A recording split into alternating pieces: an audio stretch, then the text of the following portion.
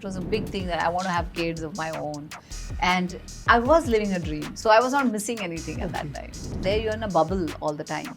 But when you come here, you get exposed to so many things that, you know, what poverty is or how successful India has also become. For him, coming back was like a very natural for him. He loves India. He loves, you know, being here and living here and, you know, so.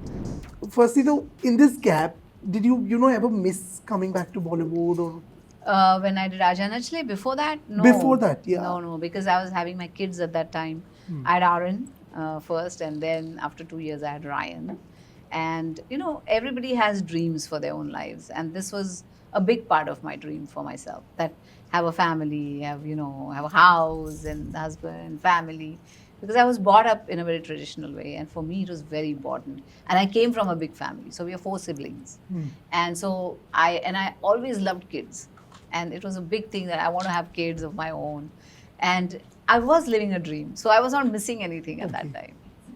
But returning to Mumbai, was that also a very easy and a conscious decision to make? Yeah, that was a conscious. My parents were living with me; they were getting old. They wanted to come back.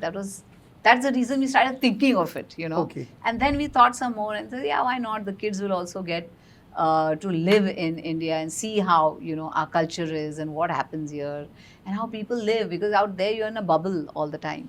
But when you come here, you get exposed to so many things that, you know, what poverty is or how successful India has also become. Right. And yet people might be not that powerful or not that rich, and yet they are so happy.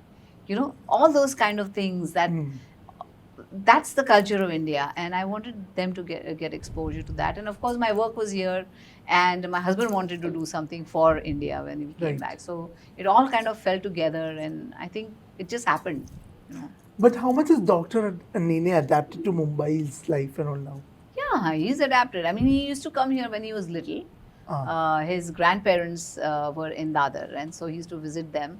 Then, of course, once he was in the 8th and 9th, then it became hard because he said studies and everything took precedent over anything else that you do. So for him, coming back was like a very natural for him. He loves India. He loves, you know, being here and living here, and, you know, so it was not that hard for us to. And he also has a YouTube channel. I keep following that. Yes.